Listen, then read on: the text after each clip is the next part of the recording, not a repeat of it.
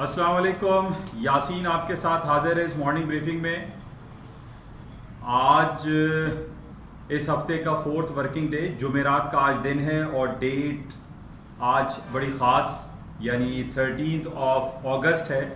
और आज के बाद जो कल हमारे पास दिन आएगा वो पाकिस्तान का यौम आज़ादी होगा, जो कि 73वां यौम आज़ादी हम कल इंशाल्लाह सेलिब्रेट करेंगे। जैसे कल भी मैंने आपसे ये कहा था कि हमें हर गुजरते हुए दिन के बाद ये इस बात का अहद करना चाहिए कि हमारा जो गुजरा हुआ कल हमारे आने वाले कल से बेहतर हो। इसी तरीके से हमारा ये जो 73rd हम ये जो सेलिब्रेट करने जा रहे हैं अपना यौम आज़ादी, हमारी ये दुआ है, चाहत है और हमारी कोशिशें रहेंगी एज अ कौम। हमारी ये को तमन्ना रहनी चाहिए कि हमारा आने वाला अगला साल हमारे गुजरे हुए साल से बेहतर हो। और जिस तरीके से काफ़ी दिनों से आपसे राब्ता कायम है और मैं रोज़ाना की बुनियाद पर आपको ये बताने की और एक शेयर करने की कोशिश करता हूँ कि हमारा जो ख़ास तौर पे कराची का जो बदहाली का इंतज़ाम चल रहा है, जो हमारी बल्दियाती निज़ाम है वो बिल्कुल तबाह हाल हो चुकी है। और जिस तरीके से कराची बारिश के बाद जो सिलसिला रहा वो बहुत ही नागुफ्ता बा रहा। और हमारी यही कोशिश होनी चाहिए और हमें इस बात का अहद करना चाहिए कि हमारा आइंदा आने वाला जो यौम आज़ादी हो, जो कि 74वां यौम आज़ादी होगा इंशाल्लाह, वो हमारे इस यौम आज़ादी से बहुत बेहतर हो। जिस तरीके से हम रोज़ाना की बुनियाद पे अखबारात देखते हैं, देखें मैं आपको थोड़ी सी क्लिप दिखाऊं। ये एक तस्वीर आएगी आज अखबार डॉन में कि जनाब हीप ऑफ गार्बेज, ये कचरा, कुंडी, गलाजत, टूटी फूटी सड़कें, कराची अपनी बदतरीन दौर से गुजर रहा है। ये अगला साल हमारा ऐसा ना हो। हुकूमत पाकिस्तान इमरान खान साहब ने NDMA national disaster management authority को बनाया है, जिसके कराची के जो हेड हैं mister general lieutenant general Mohammad Afzal साहब, हमारी उनसे दरख्वास्त है, गुजारिश है कि कराची में जो इस बदहाली का शिकार है, कहीं बिजली, पानी, गैस, गटर लाइन, ये सारे टूट फूट का शिकार है, उसको बेहतर करें और जंगी हालात की बुनियाद पे वॉर फूटिंग्स के तहत जो है इसको बेहतर किया जाए और ये कोशिश की जाए कि जल्द अज ये तमाम मामला अच्छे हो सकें। और मुहर्रम भी करीब आ रहा है, इससे पहले ये पूरा कराची जो है वो साफ होना चाहिए। ये जो गंदगी है ये कम से कम साफ हो जाए ताकि हम जो है बेहतर अंदाज में अपने तमाम फेस्टिवल्स जो हैं वो सेलिब्रेट कर सकें और तमाम मामला को अच्छे तरीके से हल कर सकें। तो बहरहाल आप तमाम लोगों को पेशगी मुबारक। कल यौम आज़ादी है, 14 अगस्त होगा, इंडिपेंडेंस डे हॉलीडे है पाकिस्तान में।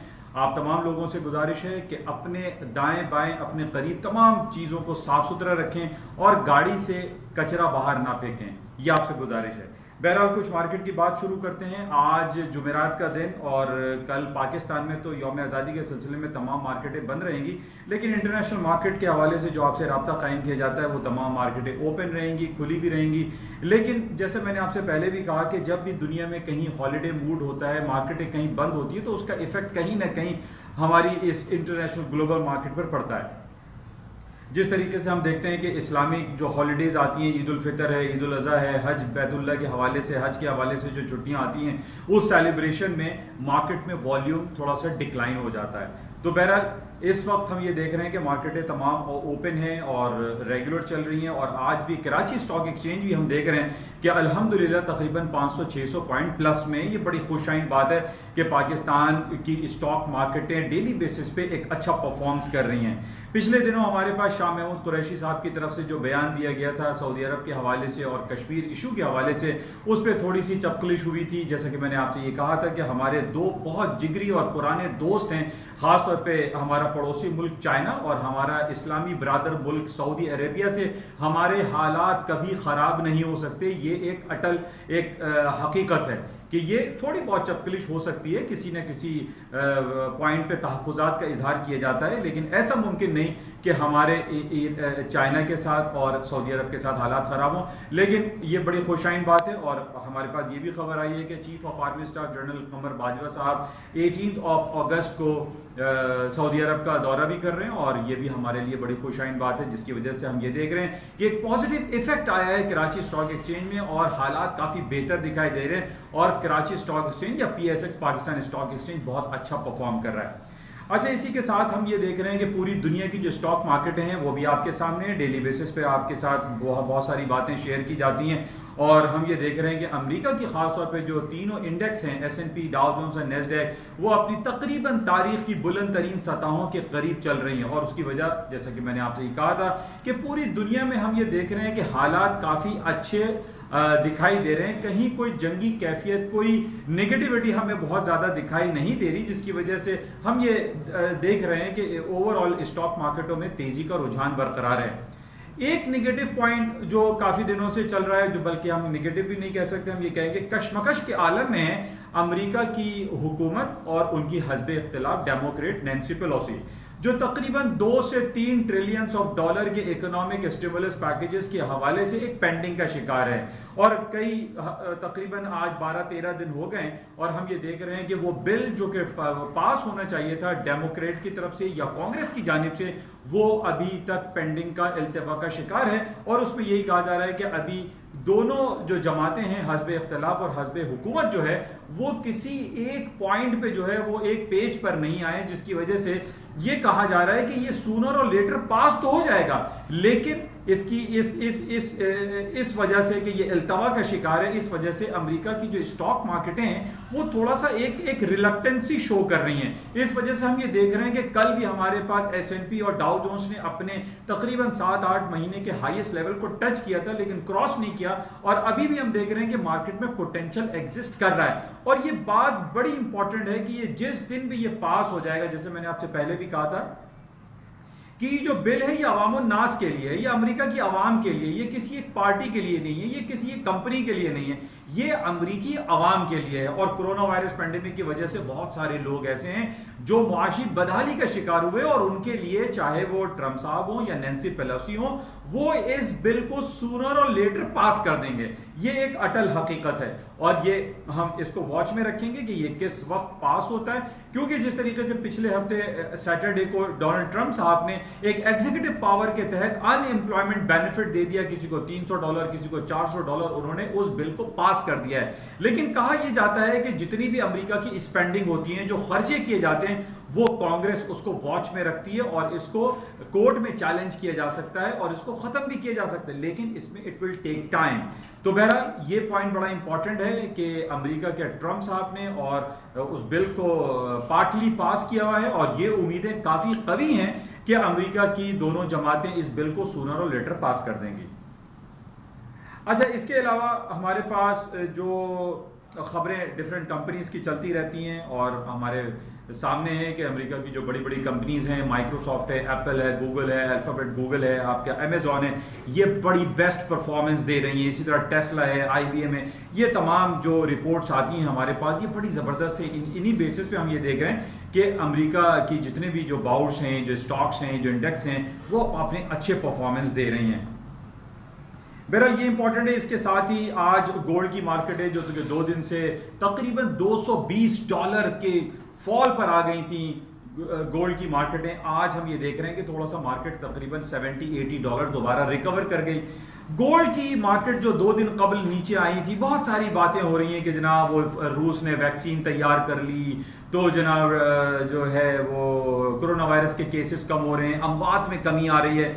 देखिए, ये सारी बातें अपनी एक तरफ हैं, लेकिन जो असल इंपॉर्टेंट हकीकत है, जैसे कि मैं आपसे हमेशा ये बात करता रहता हूं कि आप जो फंडामेंटल न्यूज हैं, जो खबरें हैं, इनको अपार्ट फ्रॉम दिस आप टेक्निकलिटीज को मलूज़ खातिर रखें। आप 4 दिन 5 दिन पहले जाके गोल्ड के टेक्निकल लेवल्स को चेक करें, जैसे मैंने आपको RSI रिलेटिव स्ट्रेंथ इंडेक्स के हवाले से बड़ी आपको बताता रहता हूं। वहां पे आप जाके देखिए कि 5 दिन पहले इसका RSI 89 पे खड़ा हुआ था। अब हमारे पास जो स्टडीज हैं वो ये कहती हैं कि 75 और 80 से ऊपर अगर RSI जाए तो आप शॉर्ट सेलिंग चांस लीजिए, आप बेच दीजिए माल को, और यही हुआ।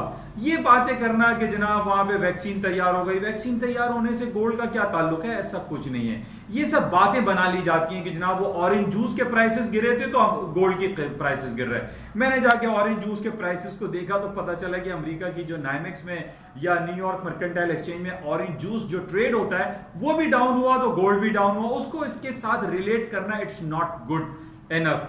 हमें ये देखना चाहिए कि टेक्निकल बेसिस पे या टेक्निकलिटीज में जाके RSI moving averages, relative strength index, या आपका जो मूविंग एवरेजेस हैं या इलियट वेव थ्योरी, वो क्या कह रही हैं। तो हमें ये जाके पता चला कि 89 पे जब गोल्ड की मार्केट टेक्निकल लेवल पे खड़ी हुई थी डेली बेसिस पे, वहां से मार्केट में शॉर्ट सेलिंग आई और तकरीबन $220 मार्केट वहां से गिर गई, and it is called a healthy correction. I repeat, healthy correction. और इस बेसिस पे गोल्ड की मार्केटें गिर गई। इसको एक दूसरे से खबर को जुड़ाना और ये कहना कि इस वजह से गिरी थी, इट इज नॉट गुड। बहुत सारे सेक्टर्स में बातें ये हो रही है कि जनाब वो वैक्सीन तैयार हो गई है, हालांकि वैक्सीन तैयार की सिर्फ खबरें हैं, अभी वैक्सीन मार्केट में नहीं आई, इट विल टेक टाइम, 2 से 4 महीने लगेंगे। तो बहरहाल ये एक हेल्दी करेक्शन थी और अभी भी मैं इस बात पर कायम हूं कि जो on the Jio political situation है, जो अमेरिका में और पूरी दुनिया में इंटरेस्ट रेट की कटौतियों के हवाले से जो बातें हैं, गोल्ड की मार्केट में पोटेंशियल एग्जिस्ट करता है। आई विल से कि 1864 का इसने लो किया था, 1862 या 1859 के स्टॉप से गोल्ड को बाय करने की आप कोशिश करें, लेकिन स्टॉप जरूर प्लेस करें, रिस्क रिवॉर्ड रेशियो के तहत आप इस मार्केट में ट्रेड किया करें। बहरहाल ये बड़ा इंपॉर्टेंट था। कल हमारे पास एक बड़ी बैड न्यूज आई थी और वो थी बरतानिया के हवाले से। है तो अच्छी रिपोर्ट थी प्रीवियस से, या आप ये कहिए कि जो फोरकास्ट किया गया था उसमें जीडीपी की जो रिपोर्ट आई थी बरतानिया की अच्छी आई थी 20.4, लेकिन प्रीवियस से काफी खराब आई। तो इस बेसिस पे ये कहा जा रहा है कि वहां रिसेशनरी पीरियड आ जाएगा, मार्केटें गिर जाएंगी, फॉल हो जाएंगी, और उसकी वजह ये भी कहा जा रहा है कि जनाब बरतानिया दिसंबर 31 को यूरोपियन यूनियन से अलहदा हो जाएगा। आफ्टर 46 ईयर ऑफ मैरिज उसको डिवोर्स हो जाएगी और फाइनली वो खत्म हो जाएगा। इन बेसिस पे भी कह रहे हैं कि वो तन्हाई का, लोनलीनेस का शिकार हो जाएगा, आइसोलेशन में चला जाएगा।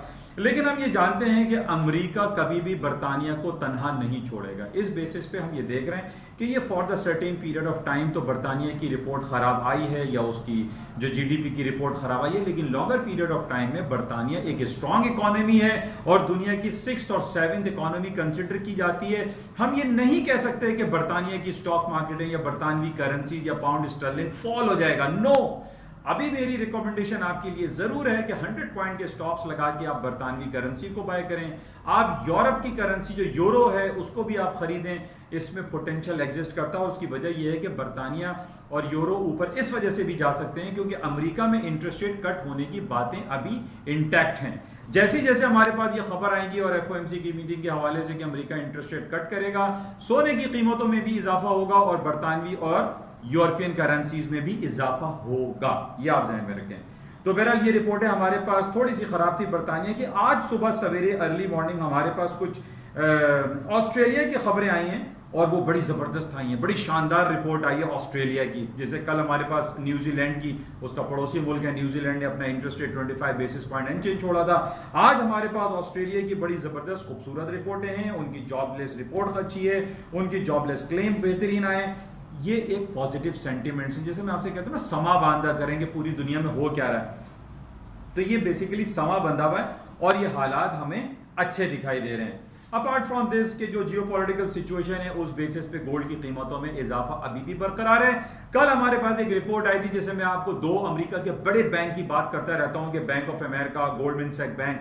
कल एक थर्ड बैंक HSBC जो हांगकांग का या चाइना का बैंक है, उसने गोल्ड की प्रेडिक्शन की है कि gold market will go up. और जो बेसिस में आपको ग्राउंड रियलिटीज में आपसे बताता रहता हूं कि जो जियोपॉलिटिकल सिचुएशन है, इंटरेस्ट रेट की कटौती की बातें हैं और stimulus billions and trillions of dollar के इकोनॉमिक स्टिमुलस पैकेजेस न सिर्फ यूरोप में दिए जा रहे हैं बल्कि अमेरिका भी अब एक नया स्टिमुलस पैकेज पेंडिंग में पड़ा हुआ है। इसके बाद गोल्ड की कीमतों में इजाफा ही दिखाई देता है।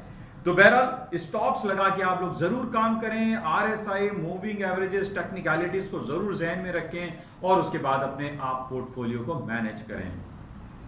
बहरहाल इंशाल्लाह राब्ते में रहेंगे। कल है जुमा, कल है 14 अगस्त, कल पाकिस्तान का 73rd यौम आज़ादी है। जाते हुए मैं आपसे तमाम लोगों से ये रिक्वेस्ट करता हूं, अपने दाएं बाएं लोगों का ख्याल रखें, अपने दाएं बाएं इलाके को साफ रखें, गाड़ियों से कचरा बाहर ना फेंकें और अपने शहर, अपने मुल्क, अपने घर को साफ सुथरा रखने की कोशिश करें और इसका अहद कर लें कि आइंदा का जो साल होगा वो हमारे इस साल से बेहतर होगा। इजाजत चाहूंगा, खुदा।